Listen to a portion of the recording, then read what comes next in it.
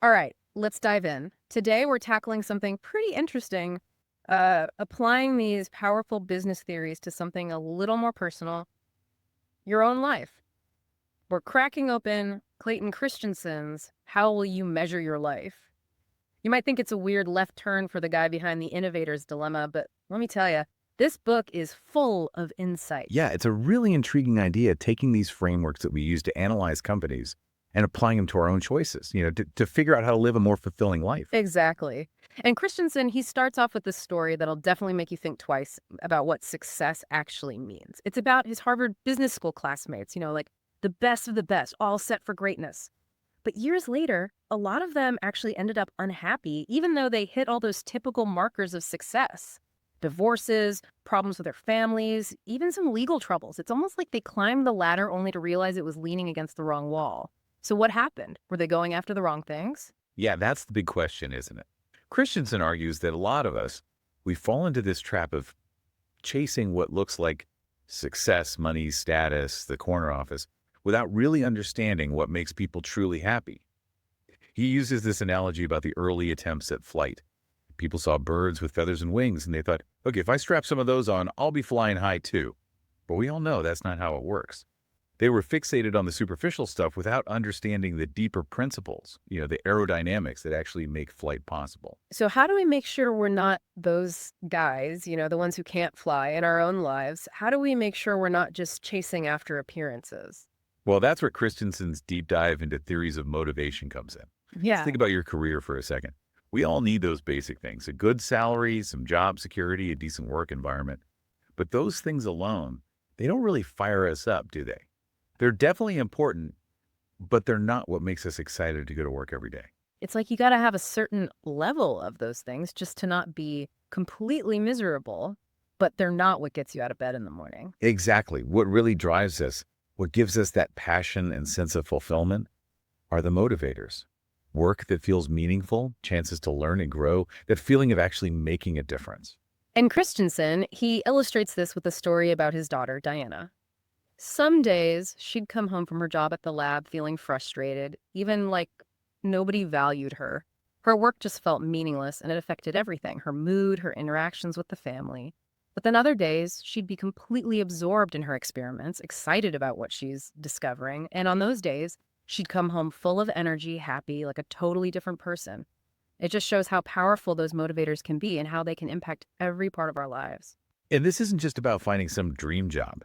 Think about those times in your own work where you felt truly engaged, like you were in the zone. What was it about those experiences that made them so fulfilling? I bet it wasn't just the paycheck. It was probably the challenge, the learning, the feeling that you were contributing something valuable. All right, so we need to be going after those motivators, not just the things that just prevent us from being unhappy, but life. Well, it's not always a straight path, right? Sometimes the way to a fulfilling life takes some twists and turns that you don't expect. Definitely. And that's where Christensen introduces this concept of balancing deliberate strategies with emergent strategies. He uses Honda entering the U.S. motorcycle market as an example. Their original plan, their deliberate strategy, was to take on Harley-Davidson directly, focusing on those big motorcycles. Yeah, that makes sense, right? Go after the top dog, try to get a piece of that market. But what they didn't see coming was how insanely popular their smaller Super Cub bikes would become. So they had this whole plan, this deliberate strategy, and then bam, this unexpected thing happens. What did they do? Well, they had to decide, do they stick with the original plan or do they adapt to this new opportunity? And luckily, they went with adapting. Can you imagine if they had just ignored how successful the Super Cub was? Yeah, they could have missed out on a whole new market, a whole new way of looking at motorcycles. And this isn't just some abstract business theory, is it? I mean, think about your own debut and career. Are you in a phase where you need to be laser focused with a clear strategy? Or is it a time to be more experimental, testing things out, being open to those unexpected opportunities that might take you in a different direction? Exactly. Sometimes the most fulfilling paths are the ones we never even knew about until we stumbled upon them. And Christensen himself is a great example of this. He never thought he'd be a professor. He thought he'd be a journalist. But things changed, and he ended up finding his passion in a field he hadn't even considered. Talk about an emergent strategy. Okay, so we've got these motivators versus the things that just prevent us from being unhappy, and we've got our planned strategies running up against those unplanned opportunities. What other business ideas does Christensen unpack for us? Well, he digs into this idea of resource allocation, which might sound kind of boring, but it's actually super important to how we live our lives. It basically comes down to this: how we spend our time, our energy, and yet even money shows what we really care about. Hmm. Not just what we say is important, but what our actions actually show. Oh, I totally get that. It's so easy to say family comes first, but then end up working late or overcommitting to other things. Our actions tell a totally different story. Exactly. And that's where we see the trap of chasing after those short-term rewards. We put all our energy into things that offer a quick hit of satisfaction, that promotion, that bonus, but end up neglecting the things that actually matter for long-term happiness. We might achieve all those outward signs of success, but at what cost? Burnout, strained relationships, missing out on our passions. So it makes you think about your own life right now. Where are you putting your time and energy? Is it aligned with the life you really want to live? Or are you getting pulled in by those short-term rewards? Yeah, that's definitely something worth thinking about. Welcome back. It's really amazing how Christensen, he connects these business ideas to things like relationships and parenting. You wouldn't expect it, but it totally makes sense. I know, right? He's not afraid to get into the real life stuff. And in this next part, he tackles something that's often a struggle for a lot of us: relationships. He actually argues that those same principles we've been talking about, motivators, resource allocation, even those deliberate versus emergent strategies, can actually help us build stronger connections, more fulfilling relationships with the people who are most important to us. It's so easy to let those relationships kind of fade into the background when we're busy with work and everything else. We think, oh, I'll focus on that later once I achieve this or that. But Christensen reminds us that relationships, they need constant attention, not just whatever's left over. It's kind of like that bad money trap we talked about before, right? You pour all your energy into work, chasing after that promotion, and then you suddenly realize you've been neglecting the people who really matter. You might achieve those external signs of success, but then you end up feeling empty and alone in your personal life. Exactly. And to avoid that, Christensen brings back that jobs to be done idea that we talked about earlier. Remember that milkshake example? People weren't just buying milkshakes for no reason. They were hiring those milkshakes to do specific jobs, like making a boring commute more enjoyable or giving their kids a treat. And Christensen suggests we can think about our relationships in the same way. So instead of just assuming we know what our loved ones need, we actually try to understand the jobs they're hiring us to do, right? Like, what are they really looking for in this relationship? What role are we playing in their lives? And are we doing a good job in that role? It's all about asking those questions, being curious, and really listening to what they have to say. Maybe your partner just needs someone to listen, someone to share their problems with, or maybe they need someone to celebrate their wins with, a cheerleader. Or maybe they need someone to push them a little, help them step outside their comfort zone and grow. It's about realizing that everyone has different needs, and those needs can change as time goes on. So we need to be flexible, right? Just like those Honda managers who had to shift gears when the Super Cub became so popular. Exactly. And that's where empathy comes in. You really got to put yourself in the other person's shoes and try to see things from their perspective. That's easier said than done, I think. It definitely is. But it's so worth the effort.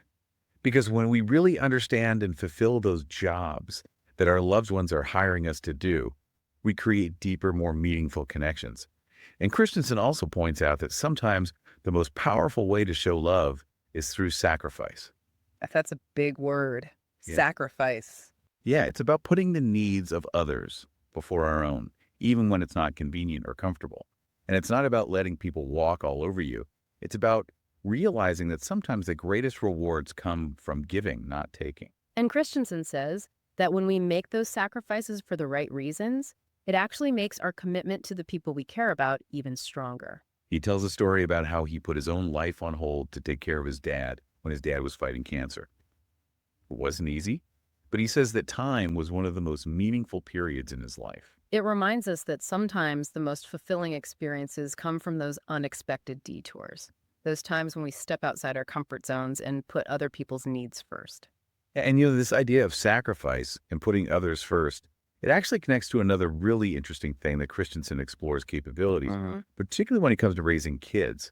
He says that as parents, we often get caught up in overemphasizing resources. Yeah. We want to give our kids the best education, all the cool gadgets, all the opportunities we can afford. Yeah, we want them to have a good start, right? Give them all the things that maybe we didn't have. Of course. But in doing that, we might be forgetting about the crucial skills they need to learn to really succeed in life. So it's not just about giving them the stuff, it's about teaching them how to use that stuff well, right? Exactly.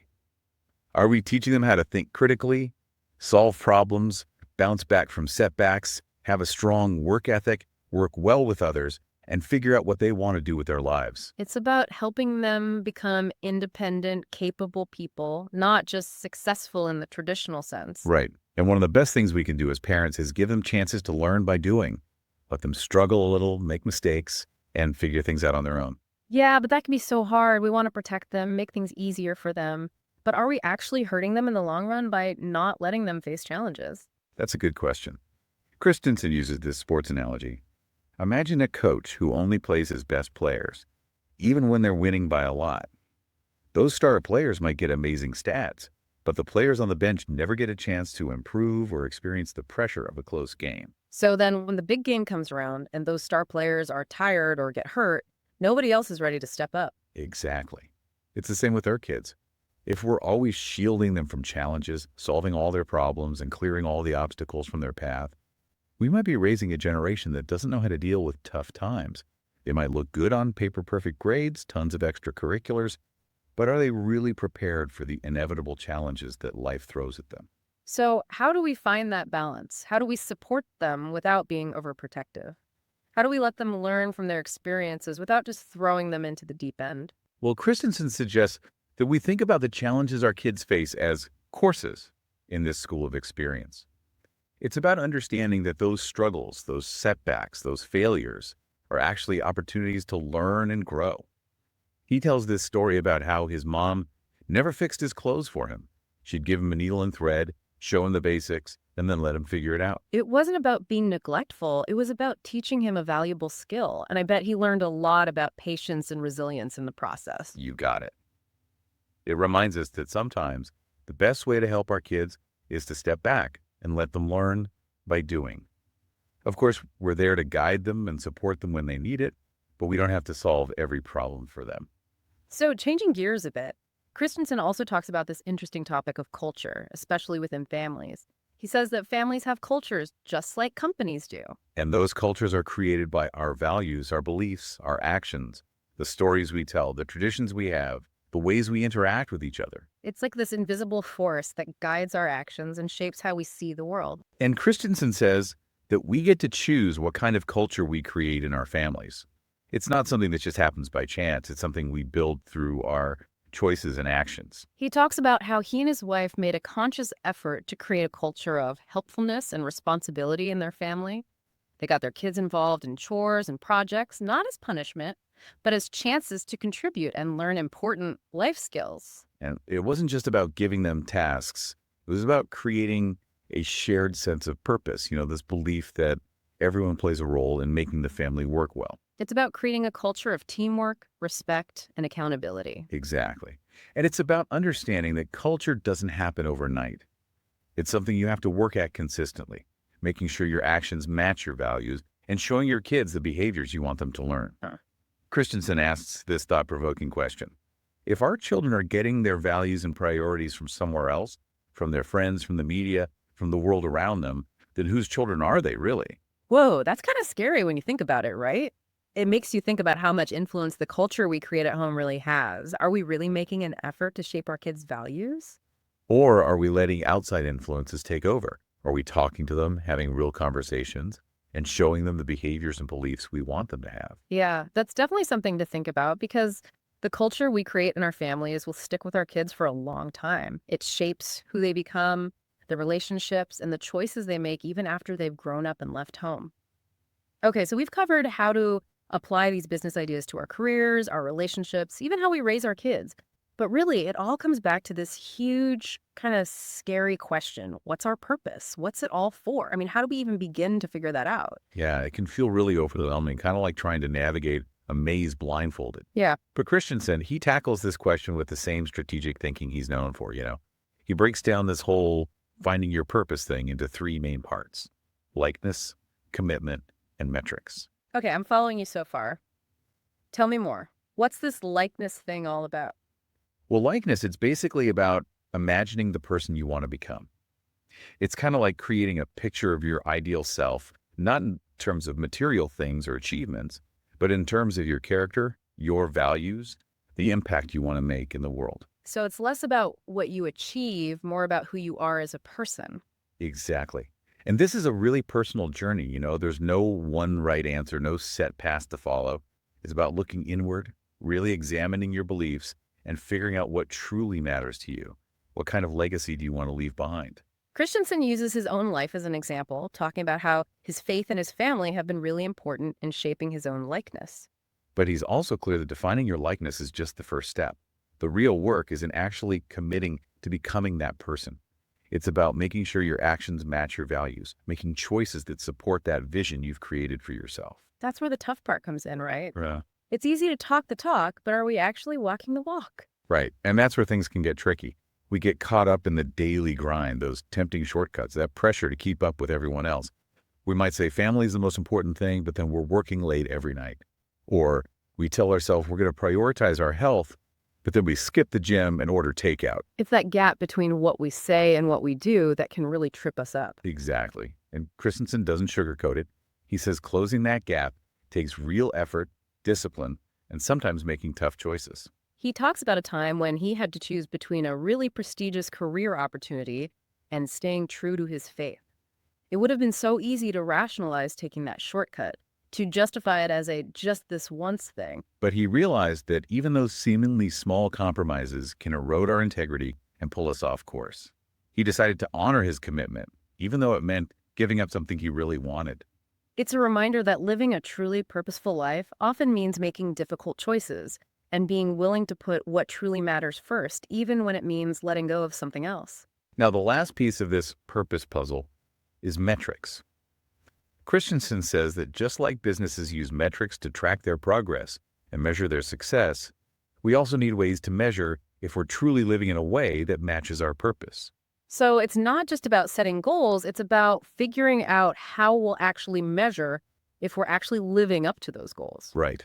And he emphasizes that these metrics should be specific to your likeness and your commitments. For example, if your purpose is to be a loving and supportive parent, your metrics might be things like the quality time you spend with your kids, how you show them affection, how much effort you put into understanding their needs and helping them grow. It makes you think about what you're actually measuring in your own life. Are your metrics based on external validation, or are they lined up with your deeper values? And Christensen has this really profound insight about metrics. He says that we might have our own ideas about what success looks like, but ultimately our lives will be measured by a different set of criteria. It's kind of humbling to realize that we're not the only ones judging our impact. It really makes you think about the lasting effects of your choices, the legacy you're creating, even if you can't see it right away. He tells this story about how he was passed over for a leadership role in his church that he really wanted. He was disappointed at first, but then he came to realize that his purpose wasn't tied to that specific position. It was about something much bigger, using his skills and talents to make a positive difference in the lives of others. Yeah, that shift in perspective, focusing on your impact instead of a specific role, can be really powerful. And it highlights something else Christensen emphasizes. Our lives don't always go exactly as planned. Sometimes it's in those detours, those moments of disappointment or change, that we discover an even deeper sense of purpose. So as we wrap up our deep dive into how will you measure your life, we really encourage you to take some time to think about those three key elements: likeness, commitment, and metrics. What kind of person do you want to be? What are you truly committed to? And how will you measure whether you're actually living in a way that reflects those values? It's not about reaching a final destination. It's about the journey itself. And it's a journey that will probably change and evolve over time, but it's the most important journey you'll ever take. Because in the end, finding your purpose and living a life that aligns with that purpose is what gives life real meaning. It's about making a difference, becoming the best version of yourself, and leaving the world a little bit better than you found it. And like Christensen says, it's never too late to start. Thanks for joining us for this deep dive. We'll catch you next time.